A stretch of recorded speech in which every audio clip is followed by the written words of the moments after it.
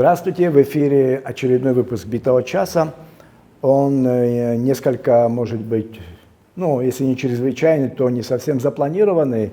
Просто я почитал, что опять не получились почему-то по разным причинам дебаты кандидата в вице-президенты Абхазии, поэтому я предложил Алхасу Джинджоле, одному из кандидатов в вице-президенты, сделать передачу. Если ваш оппонент будет готов встретиться в таком формате, я с удовольствием это тоже сделаю. Спасибо, что пришли, Алхас.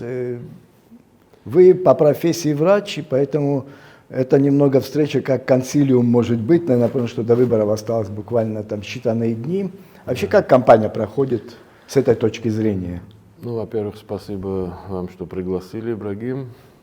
Если перейти сразу к делу, да. Кампания, конечно, не из легких, так скажем, все с таким южным темпераментом проходит, на грани трагизма и пафоса, но в большой степени, конечно, действительно с примесью трагизма и пафоса этот основной процесс проходит, для нас, по крайней мере. Может, кто-то играется, может, кто-то зарабатывает, этого мы сейчас всего знать не можем, но для большой части населения это действительно с окрасом трагизма происходит все и пафос сложности выбора грядущего. Я свидетель и в некотором случае участник как журналист выборов, начиная с 2004 года, и практически они все были. Но эти выборы, конечно, беспрецедентные по многим параметрам. И по своему составу тоже он ознаменовал приход нового поколения, фактически.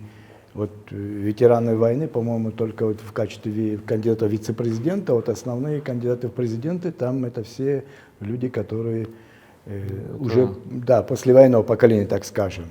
Но беспрецедентный он в том смысле, что такого инструментария появился, телеграм-каналы, боты и так далее. Это грязь, это все там слухи и так далее, это все присутствовало в той или иной степени на всех выборах, которые были с 2004 года, но такого, как сейчас, не было. С чем это связываете? Опять-таки, как вы правильно сказали, в первую очередь, конечно, расширился арсенал технологий, политтехнологий, так скажем. Снизился уровень ответственности за применение этих технологий. То есть как-то меньше стало совести, как-то стало больше денег, и все это, видимо, приводит к такой напряженной кампании, в которой не гнушается никто ничем. В общем, это, конечно, отвратительно для нашего во многом патриархального общества, живущего в таком своем мирке. И для нас такое нашествие этих технологий, конечно, это поразительное явление. Очень плохо на нас это на всех действует, разрушающе действует на наш уклад жизни, на наши взаимоотношения. Даже трудно представить, как после выборов, все забыв, отметя, думаю, это, кстати, способность здравомыслящих людей, и перейти к спокойному дальше времяпровождению, работе и так далее. Как ни в чем не бывало, получится жить нет, у нас конечно, после этого? Конечно, нет. Это при том, что я не сторонник демонизировать там ваших оппонентов или вас, нет, тем более. Абсолютно не в этом Я думаю, дело. Вы к ним достаточно уважительно относитесь. Я и Бадругумба вся страна видела, и в должности министра культуры, потом вице-президента там. И то, что про вашего кандидата иногда и с той стороны тоже такое бывает. Но это почему не работают законы? Почему есть какие-то предвыборные такой набор законов, запретов? Почему они не работают? Это же не сейчас сложилось. К этому планомерно мы шли, пренебрежению законами или выборочному их применению. К сожалению, надо это признать. У нас с ужасом хочу признать, что, видимо, нет прокуратуры на данный момент в стране, потому что реакции ее, ожидаемой закономерной реакции на очевидные вещи, абсолютно вопиющие вещи мы не наблюдаем. При этом мы уже даже не требуем какой-то реакции прокуратуры в плане наказания, просто реакции, просто напоминания о своем существовании. Понимаем, что там сейчас и кадровый вопрос недорешен, там его сидит сейчас главного прокурора, ждет выборов, что будет. И часть системы, они тоже прокуратура, которая давно нуждается сейчас, опять-таки, не в прокуратуре дело главное, но если говорить о применении закона, то, конечно, это Тоже наше всех слабое место сегодня. Ну, если говорить опять же о выборах там, того же 2004 года, какие-то вещи тоже повторялись. Тогда тоже был использован ресурс одной национальной общины в Абхазии, с помощью которой, собственно говоря, и там оно стало причиной противостояния, которое там вылилось в те события, которые были. Сейчас то же самое произошло. Ну, видимо, не решены были вопросы, поставленные обществом или перед обществом еще в 2004 году. Все шло по накопительной как бы системе, то есть ненависть, непонимание друг к другу, оно накапливалось все эти годы на самом деле. Опять-таки не принималось, по-моему, никаких решений законодательного характера в плане политического окраса. Для меня выборы 2004 года начались с ранения Тамары покойной Шакрыл, мы ее оперировали. Вот так я вообще-то в процесс политический попал, если это можно сказать, попаданием. И каждый раз мы сидели, ну, знаете, где мы работаем, в центре города, прямо в эпицентре, можно сказать. У нас каждый раз оврал, мы ждали столкновений. То есть такой накал для нас это уже привычное дело. К сожалению, да. К огромному сожалению. То, что произошло вот сейчас, кстати, трагедия в парламенте, это вот как бы капля крови, это как бы призывающая нашу, извините, общую глупость наконец-то как-то обуздать и открыть глаза на то, что происходит.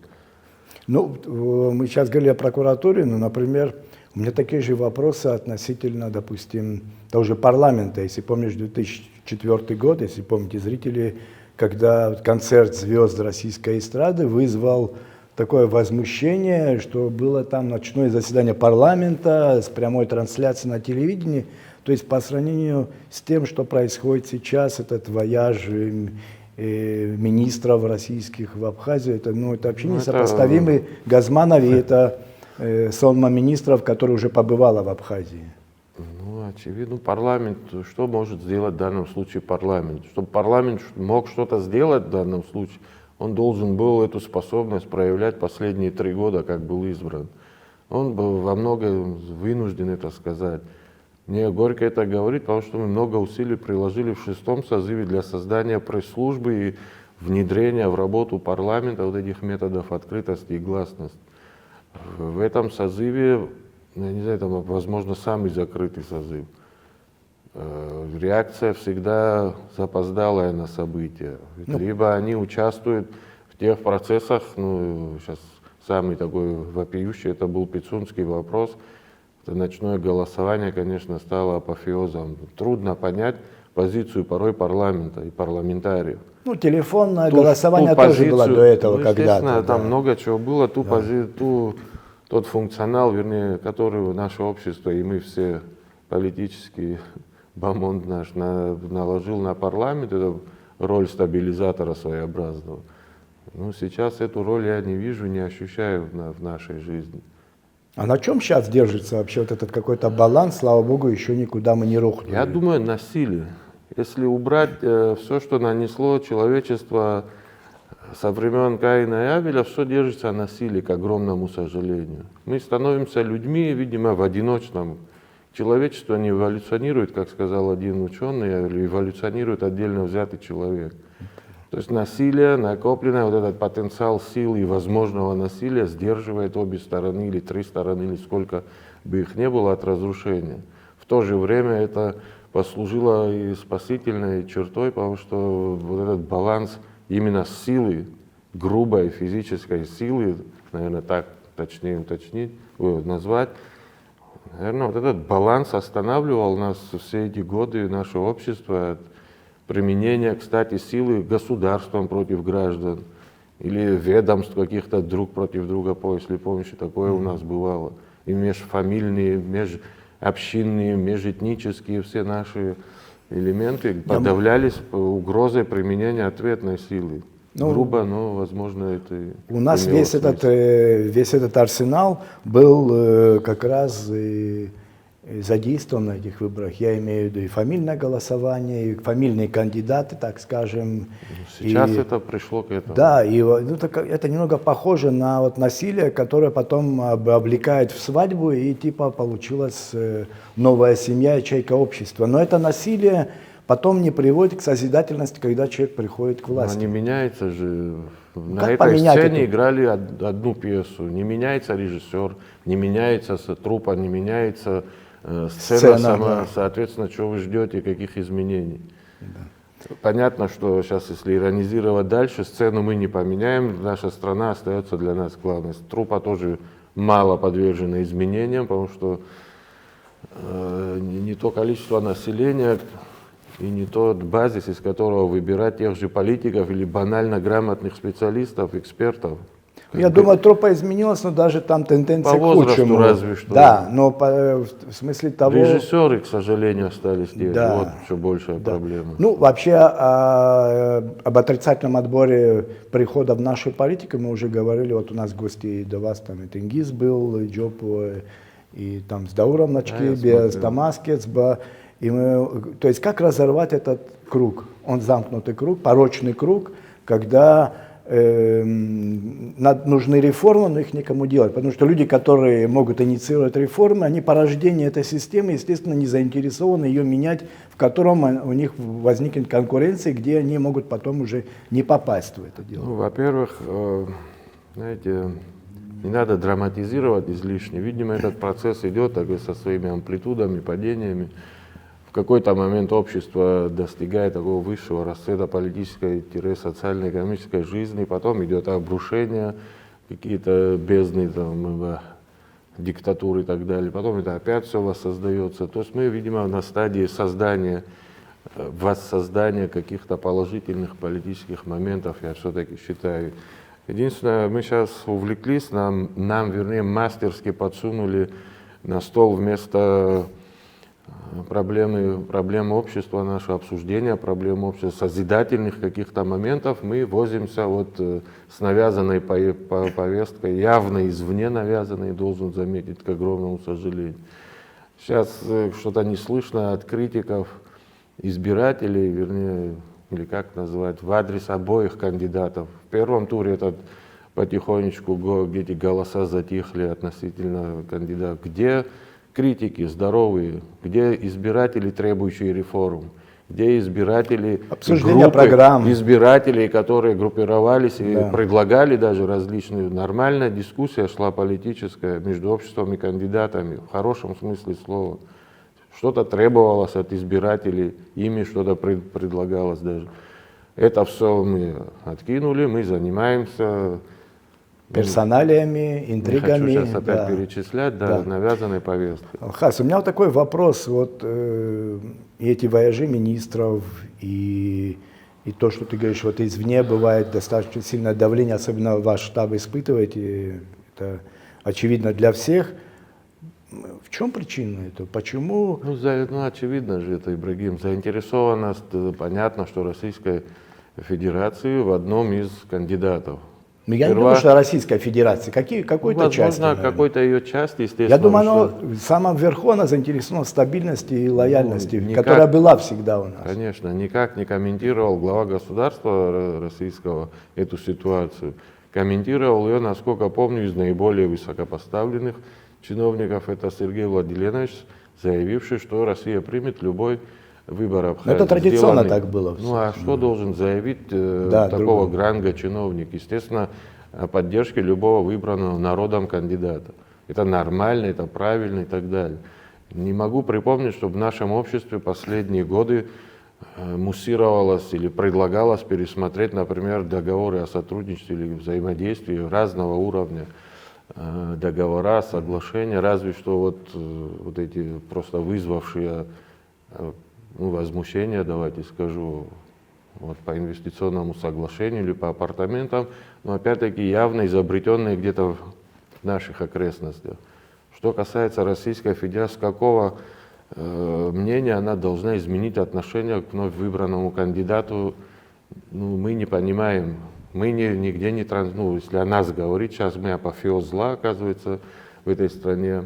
Мы не понимаем, где мы это транслировали, чем мы это показали, какими нашими действиями мы сподвигли эту сторону. Повестку навязали откровенно, это видно. Можно же навязать было и другую повестку, и другими методами. И был бы, кстати, больший эффект. А парад этот визитов, с нашей точки зрения это вообще-то нарушение предвыборного процесса. И ЦИК как-то вяленько один раз прореагировал, видимо, Ну, уже. ЦИК, прокуратура, партии, парламент. А какие институты сдерживающие еще должны быть, чтобы Ну, каких-то вернемся вещей не- назад к Да. вопросу о реформах. А что должно сдержать президента, когда все поэтапно было им растоптано, давай скажу, в достижении своих целей? Ну, кстати говоря, он сделал одну, так, в кавычках, наверное, но полезную вещь. Он вот этот ресурс вседозволенности, по-моему, исчерпал до нельзя. И неважно, кого выберут там через несколько дней, я думаю, никому не позволят делать и половины того, что делал он. Ну, вот, приход народа, давай так дипломатично назовем, к стенам администрации президента в очередной раз и последующий. Видимо, это вот последняя мера, останавливающая самодержного президента. Видимо, так. В этом, видимо, смысл реформ. Придумать что-то, предложить обществу что-то, Противовесы, нечто, чтобы были что какие-то внутренние. позволит не доходить до этих неприглядных мер. Ну, это же очевидно. Ну, например, для меня очевидно, что никакой кары со стороны Российской Федерации руководства не Ну, будет. это, об если этом там- даже можно не говорить. Ну, это вам кажется, но на многих людей это работает, Если- на обывателей. Вот, да, наверное, вы правы. Если говорить об избирателях, значит, пенсии будут продолжать начисляться тем, кому они положены. Я имею в виду российских пенсионеров, проживающих на нашей территории. Договора такого ранга не пересматривают из-за того, что кого-то не того выбрали. Это смешно. просто. Софинансирование заработной платы будет продолжаться в установленном порядке, в установленное время. Поддержка наших отраслей, давай так разделим по отраслям, будет продолжаться. Автобусы не отнимут? Отнимут Я или нет, шучу. кстати, не знаю, это у Не, Бадена я, надо надеюсь, спросить. я надеюсь, не отнимут. Это шутка была такая, потому что слишком много серьезных вещей в эти дни. Боюсь эти недели представить, проходит. что еще за оставшиеся там 3 дня вот осталось, что еще будет нам преподнесено как достижение. Вот сейчас, вы знаете, происходит тяжелый для наших жителей процесс на границе. Вот опять снег пошел, опять люди в снегу стоят в поисках этой мушки калифорнийской, которой там нет, естественно. Как к этому относиться? Ну, если сказать... Об этом мы не говорим. Если быть откровенным, то в 2004 году подобная ситуация тоже была с мандариновой только какой-то мушкой. неважно, Мы там, уже специалистами да. стали, но это не работает. Ну, работает, Кстати, почему не работает? Нет, тогда не сработало, кстати Ну, говоря. сейчас мы просто не знаем, какой сценарий этого запрета. Дальше.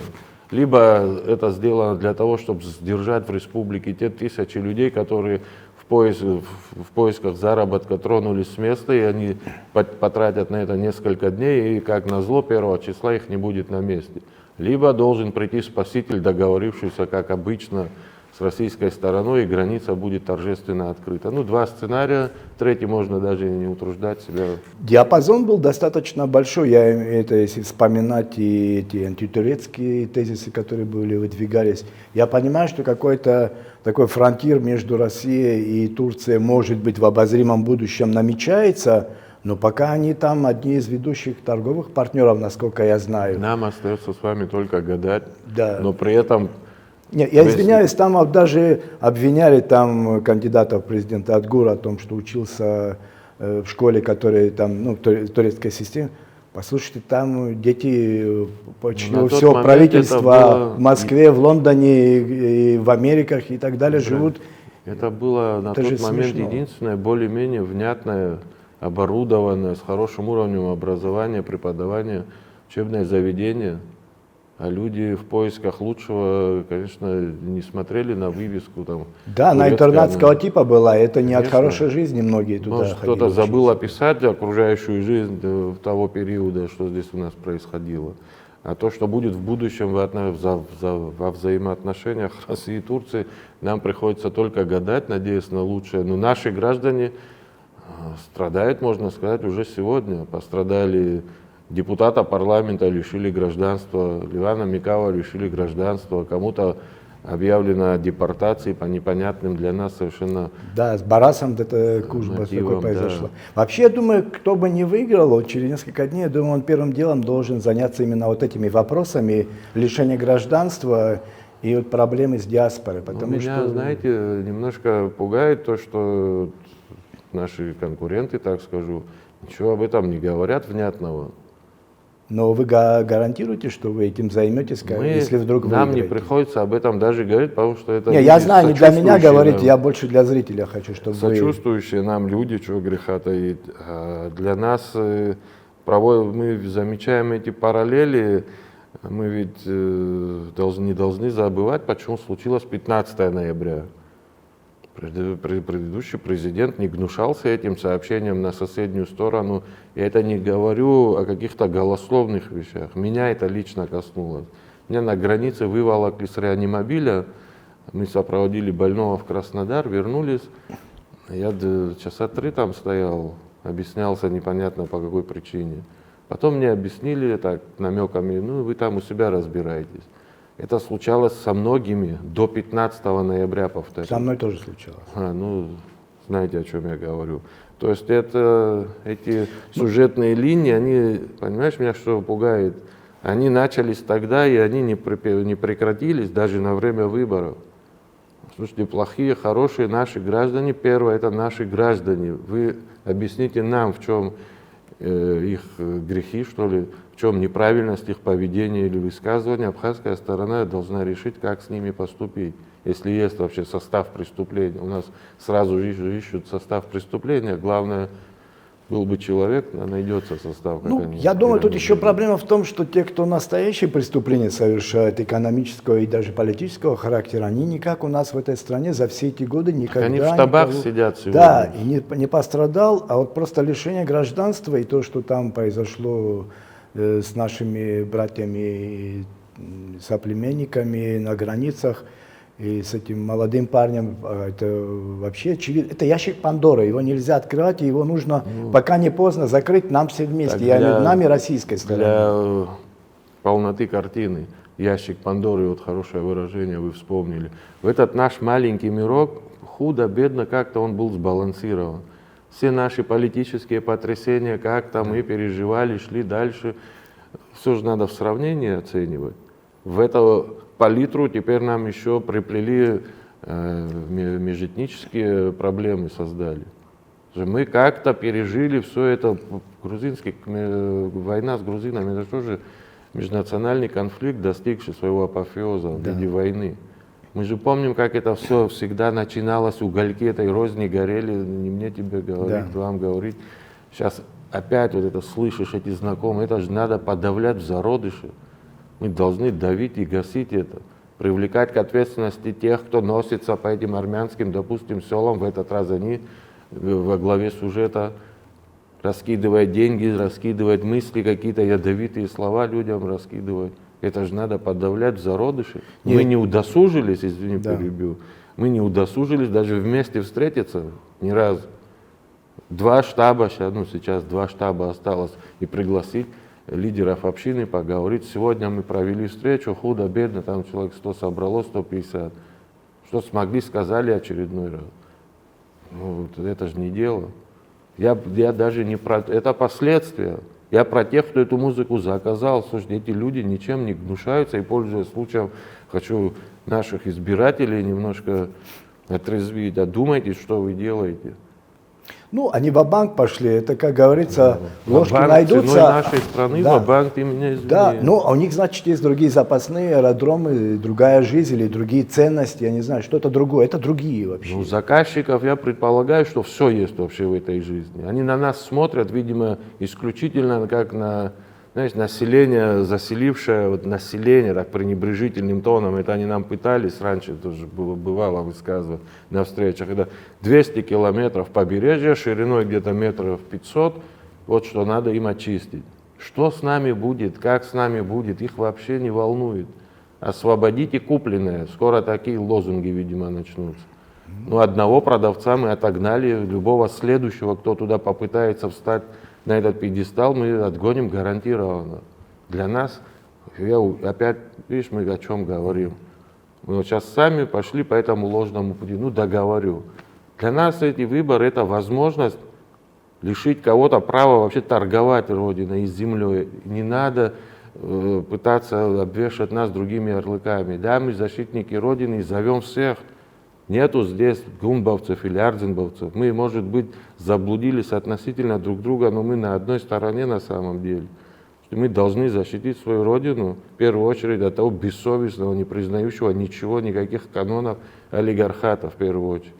Политэкономические принципы никто еще не отменить не смог. Мы живем в общемировой системе. Когда нам объясняют такие шибко умные политтехнологи или политики, издеваясь таким смешком, что мы требуем защиты суверенитета или его укрепления, или его расширения, эти умники нам объясняют, что не бывает в мире стран полностью суверенных. Приводят интервью старое, кто-то откопал Владислава Григорьевича. Вы нас за идиотов считаете? Мы не говорим о количестве, весе или ширине суверенитета у нас имеющегося. Мы говорим о том, чтобы не лишите нас нижней планки права определять самим судьбу нашей страны. Это же ключевой момент. Все, да, все остальное это надстройка на этом праве. Как жить, где жить, как развиваться экономически, с кем дружить. Это же все строится на праве решения. Это право пытаются у нас потихоньку, по кирпичику разобрать. Я думаю, что нас ожидают еще дебаты кандидатов в президенты. Надеюсь, что они все-таки состоятся, потому что, собственно говоря, уже не хочется. Мы тоже как-то хотели, может, говорить о каких-то общих вещах, но все равно скатились в повестку, которую нам, опять же, навязал кто-то. Все, наверное, ждут от этих дебатов обсуждения программ конкретных, дорожной карты конкретной, реформ 100 дней, 300 дней, 500 дней. Я вообще был сторонник того, чтобы после ноября это был такой хороший, удобный момент для того, чтобы все-таки провести реформы, а потом идти на выборы. Возможно, Ибрагим, вы правы, возможно. Но это мнение от многих наших сограждан слышал, что сперва реформы, потом выборы. Но мы не смогли канализировать это в какое-то русло. А нам дали такую возможность? Не дали. Давайте вспомним. Как ускорялись и ускорялись эти процессы. Давайте, это недавно было, все вспомним. Хорошо, пошли по тому пути, пока по Верхней Чегемской пошли дороги. Да, мы часто эту фразу сегодня вспоминали тоже с Это друзьями. не мешает абсолютно, тем не менее, проведению реформ. У нас есть, что мы вот выше с вами обсуждали, хорошо, допустим, избрался очередной президент, который в очередной раз нас подведет, не проведя никаких реформ. Ну, опять придем к стенам парламента или администрации президента, и его постигнет та же судьба. Меня это вообще не волнует. Заслужил президент, получил президент. То есть это правило хорошо у нас пока еще работает. Не лишили нас его, опять-таки, благодаря Ну, так народное право, скажем, не юридическое. Да. Но если быть более цивилизованными, осмотрительными, в конце концов, то, конечно, надо встать на путь реформ, уже давно назревших, давно очевидных. Не надо повторять 1000 раз одно и то же, пытаясь набрать очки перед обществом. Вот это автор той великой реформы, по которой мы живем, потому что и это часто просматриваться стало. Те маленькие шаги, которые мы не придаем значения, вот мы говорили с вами о публичности в парламенте, это же не только у парламента такая проблема, у кабинета министров, у глав районных и городских администраций. Почему-то они решили, что им позволено работать в закрытом режиме, делать что-то в закрытом от народа, от налогоплательщиков режиме. Чуть-чуть приоткрыть этот занавес, это уже часть маленькая, но значительной реформы. Выборы глав городов, вот в частности города Сухум, много об этом говорили. Почему бы не попробовать? Смешанная система. Смешанная система в парламенте. Часть полномочий передать парламенту. Это вообще даже не надо обсуждать, надо просто строительство. взять и передать. Зачем мы придаем такой пафос этому процессу? Давным-давно это пора надо было сделать. Годами уже несколько проектов есть. Ну, простите за мою прямоту и такую, может, метафору. Любой, кто станет президентом, он будет все равно отчасти хромой уткой, я имею в виду политический термин, потому что слишком столько наломали дров вокруг нас, и мы, и вы, и они, и так далее, что очень, и вот эта легитимность, не юридическая, да, по выборам все может красиво, протокол, ЦИК объявить и так далее, но завоевать или вернуть легитимность народную будет достаточно сложно. Только созидательным, честным путем и, может, каким-то путем компромиссов, может, даже, если вы выиграете, кого-то приглашать с той команды, но надо поломать эту парадигму, которая у нас с 2004 года, когда один лагерь приходит, как одна мафия приходит, потом другая с ней борется и наоборот. Нужно что-то поломать. Ну, возможно, ответом на этот вопрос станет тоже популярный законопроект, если ты помнишь, о конкурсном отборе кадров. Ну, трудно себе представить, как это будет происходить, но попробовать хотя бы можно. Я с тобой согласен, что вмести сразу всех одной метлой по приходу на главный пост, это тоже глупо. Но в то же время, посмотри, какой сейчас процесс интересный. Это полуреволюция помогла изгнать только президента. Все министры остались в статусе исполняющих обязанности, фактически продолжают выполнять работу. Пиарщиков. Пользовать по полный административный ресурс. Все на месте, собственно говоря. Вот, такого еще у нас не было, как говорится, такое изобретение. Ну, у нас вот эта правая рука хочет левую обмануть, на самом деле проигрывает обе. Идея потерялась, замылилась. Тут немножко кризис ведь не в том, чья фамилия победит. Это же, как мы с вами говорили, это искусственный нарратив. Наконец-то, по-моему, я, может, ошибаюсь, но признак есть, вырисовывается, наконец-то, противоречие идеологии. Оно, видимо, было всегда, но сейчас оно становится более явным. Вот, как назвать, либералы, ладно, назовем. В чем они либералы? В плане, похоже, может быть, на российских продажи активов либералами же их венчали, крестили. Вот как такие у нас ребята есть. Тот же президент, это просто характерное, бывший президент, олицетворение. Ну, Россия огромна, она могла этот ужасный эксперимент как-то выжить. Бедная, Для нас несчастная это, Россия, великая при этом. У нее есть чуть не возможность рухнула, экспериментировать, падать, вставать с колен и идти дальше. Мы не Россия, у нас свои трагедии. И тех, кто, другой лагерь охарактеризуем, тех, кто пытается сохранить какой-то каркас, что ли, скелет государственных активов хотя бы. Я уже не говорю о людях, хотя бы физически эти активы сохранить. То есть две такие разные экономические, с одной стороны, модели. Одна модель уже перевешивала, продавай все, зарабатывай все, на чем можно. Но надо ее теперь уравновесить. Уже очевидно, если еще чуть ниже опустимся, не останется ничего от государства в принципе. Ну, те усилия, которые, о которых мы говорили, и десант, и внешнее влияние, и вливания большие, вообще меня всегда удивляет, почему никто не проверяет бюджеты предвыборных кампаний, почему никто у нас стать президентом, то есть выдвинуть себя в кандидаты президента легче, чем, допустим, устроиться куда-то на работу. Я сомневаюсь, что к вам в больницу можно попасть там без диплома, без опыта и так далее, и так далее. У нас тут 2000 человек типа подписались, и ты стал кандидатом.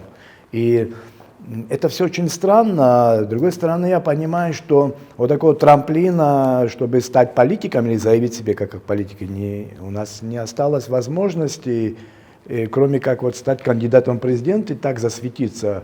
Потому что в парламент там тоже свое прохождение туда достаточно странное и давно уже... На примере, опять-таки, парламента скажу, в данном сейчас буду говорить только потому, что я проходил это уже. Да. Про выборы в парламенте, работу в парламенте мы пытались в конце провести утверждение цензов по выборам депутаты парламента.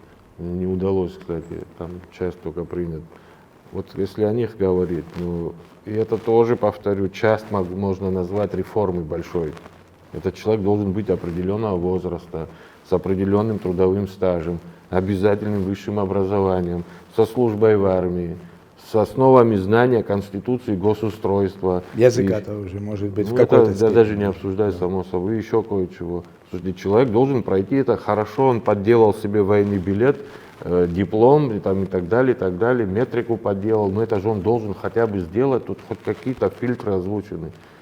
Сейчас описывать не буду, вы прекрасно знаете, как сейчас, вот я хочу стать депутатом, фамилия большая, денег столько, можно пойти. Дети говорят, мы хотим стать депутатами. Да, это же ужас вообще, мы до чего извратили вообще наше общество. Мы все виноваты в этом, все вместе, здесь уже точно круговая порука в ответственности за это все. Когда крестьянин, живущий в селе, где-то далеко находящийся вообще от этих политических процессов, заявляет, мой голос стоит столько-то, и чтобы оба, чума на оба ваших дома, как говорится. Это дно вообще. Завтра что будет с такими избирателями, как сложится судьба человека, который по такому принципу избирает политика, определяющего его жизнь на ближайшие годы. Ну, есть зависимость между тем, как ты голосуешь и как ты живешь. Не все это понимают, но на самом деле это как закон Обратно всемирного это так. тяготения, оно объективное. К сожалению, так. Нам надо заканчивать эту передачу. Я надеюсь, что за эти дни более конструктивный характер примет и дискуссия между вашими штабами. Я скажу честно, я не ходил на первый тур выборов, я об этом и публично заявлял, потому что выборное законодательство, оно просто, я считаю, алогичное, оно вредно, оно токсичное, и оно поэтому приводит к тому, что мы выбираем таких депутатов. Я не про всех, естественно, говорю, там есть полно деятельных, порядочных и умных людей, болеющих за страну. И также формируется правительство и так далее, и так далее. Но тот накал, тот накат, который сейчас пошел, он вот просто, это, наверное, абхазская черта, он не может не вызвать какое-то сопротивление вот внутреннее. Поэтому я пойду на выборы. Я не буду говорить, как я буду голосовать, это мое личное право, но я призываю все-таки всех людей, которые не пошли на выборы, пусть, как считают нужным, голосуют, в том числе против всех или за кого-то, но надо сделать свой выбор, потому что здравый смысл должен как-то сопротивляться главное, абсурду, свидетелями которого мы стали. Конечно. Здравый смысл — вообще главное наше оружие, отправная точка. В свою очередь, если мы завершаем этот выпуск твой, да, хотел бы, знаешь, по нескольким компонентам сказать. Что касается межэтнического мира, я бы такой лозунг выдвинул: оставьте наш мирок в покое, мы сами тут разберемся. Что касается реформаторов, то жаждущих реформ, так их назовем, то даже вот этот процесс, идущий последние месяцы-недели, показывает явно, кричаще, что нужно реформировать еще. А то мы все увлеклись полномочиями президента. Избирательное законодательство, я думаю, нуждается в реформировании. Паспортная система наша нуждается в реформировании. То есть много компонентов стали очевидными, которые нужно и необходимо решать.